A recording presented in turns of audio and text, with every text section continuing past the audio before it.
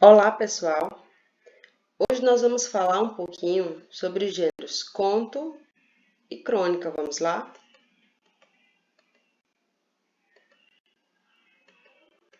Pois bem, vamos começar observando o que esses gêneros têm em comum. E o primeiro ponto que devemos ressaltar é que os dois pertencem à tipologia narrativo-descritiva. O que isso quer dizer? Eles são narrativos porque eles narram uma história, seja ela real ou fictícia. E o fato de serem descritivos configura um detalhamento maior na escrita.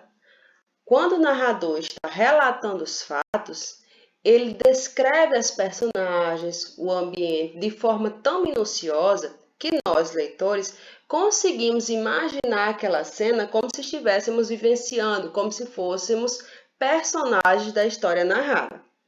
Um outro fator importante é que esses textos, eles apresentam muita linearidade. O que isso quer dizer? Eles têm uma sequência cronológica, eles seguem uma linha, tá?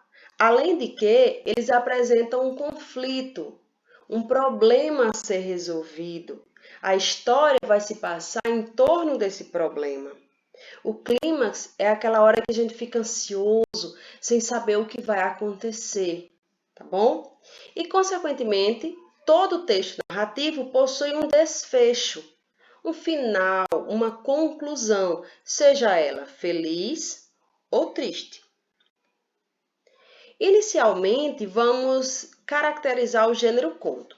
O gênero conto, ele faz parte do nosso processo de construção. Quem nunca ouviu, por exemplo, a história da Chapeuzinho Vermelho ou da Bela Adormecida? São exemplos de conto que constroem a nossa infância.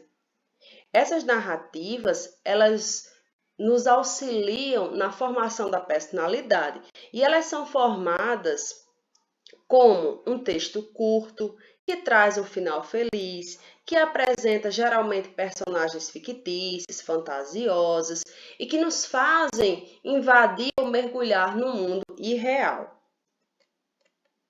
Além disso, professor, o que a gente pode destacar? Lembra que na sala de aula nós falamos muito do pente? Vamos lembrar dele, ó. O pente é o quê? Os elementos que compõem essa narrativa. Eles estão presentes tanto na crônica quanto no conto. Então, no conto, eles vão focar principalmente na ação, no narrador, tá? E no espaço que é descrito. Enquanto que na crônica, o foco vai ser no tempo, nas personagens e assim por diante. Mas vamos lembrar o pente. O pente é a siglazinha que a gente formulou para P de personagens, E de enredo, N narrador, T de tempo e E de espaço. Agora você não vai mais esquecer, tenho certeza. Então, o pente reúne os elementos da narrativa. Para que um texto seja narrativo, ele tem que ter todos os elementos da narrativa e não só o narrador, tá bom? Vamos lá. Uma outra coisa bem interessante de destacar é que geralmente os contos, sejam eles contos de mistério, contos de fantasia, contos maravilhosos, eles apresentam poucas personagens e, por serem curtos, um espaço e um tempo reduzidos. É uma leitura mais rápida, para que o leitor não perca o seu foco. Já a crônica, ela tende a ser um pouquinho mais longa e se trata de textos reais, cotidianos. Consequentemente, prende a atenção do leitor por trazer problemas do dia a dia que ele enfrenta diariamente, que ele vivencia. Ok até aqui? Vamos continuar. A estrutura desses dois textos é composta pela introdução, que a gente também chama de apresentação, a complicação, o desenvolvimento, o clímax e o desfecho ou conclusão. Na apresentação, nós vamos iniciar a história, consequentemente, relatar os personagens principais, dizer onde tudo está acontecendo, em que tempo está ocorrendo, se é no presente, passado ou futuro, tempo cronológico ou psicológico, sempre focando para que o leitor possa compreender e se situar dentro daquela história. No desenvolvimento, nós vamos dar continuidade à história apresentando o problema. Que problema deve ocorrer ali?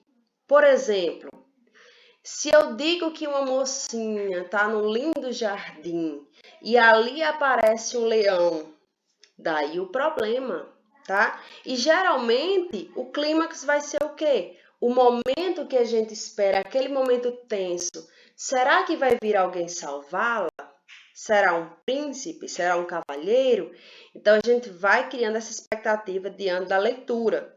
E na conclusão a gente vai ter os desfechos, tá? Geralmente o conto vai trazer um final feliz e a crônica, por ser mais realista, vai trazer algo mais trágico. Mas, professora, é possível ter um conto com final trágico? Sim. Se ele for um conto de mistério, se ele for um conto de terror e assim por diante. Nós podemos detalhar mais isso em uma outra aula, tá bom? Vamos lá. Agora vamos falar um pouquinho das crônicas. As crônicas, elas surgiram há muito tempo atrás, né? O seu nome crônica deriva de Cronos, o deus do tempo, e estava relacionado ao que as pessoas escreviam para relatar acontecimentos históricos, algo como homenagem a reis, imperadores e assim por diante. Então, eram histórias que descreviam os feitos de algumas pessoas, tá bom? Professora, e ela aborda o quê? A gente sabe que os contos podem ser maravilhosos, fantasiosos. E a crônica? Existem vários tipos de crônica? Sim. A crônica, ultimamente, ela é mais veiculada em jornais, mas também ela pode abordar temas de cinema, de entretenimento, de moda, entre outros assuntos, porque ela vai falar de tudo que as pessoas querem ouvir, ela vai falar do cotidiano. Lembre, a crônica é sempre um texto voltado para o real. A linguagem é bem mais formal do que o conto, não vai trabalhar com era uma vez, com um belo dia, tá certo? Vai usar sempre termos que se referem a acontecimentos presentes, acontecimentos possíveis. As principais características, além de relatar fatos da vida cotidiana, como eu já falei, pode ter esse tom humorístico. E quando a professora fala humorístico, lembre, não é stand-up. Ele vai trazer aquela crítica, aquela sátira, aquela ironia, uma reflexão, tá? Os personagens são sempre comuns, diferente lá do conto, que são personagens fantasiosos, criados. Aqui os personagens são realistas, então é aquela pessoa que eu vejo diariamente, é aquele meu vizinho e assim por diante. O tempo é um tempo determinado, por isso ele é cronológico, tá? E aí eu vou utilizar a linguagem semelhante à linguagem do dia a dia. Mas aí você pergunta, professora, vai usar gírias? Não, eu vou buscar o coloquialismo, que são palavras mais simples, mas ainda assim estão na norma padrão da língua portuguesa, tá? Isso não quer dizer que ele não utilize expressões da oralidade, ele pode utilizar, mas que não deixam de ser norma padrão.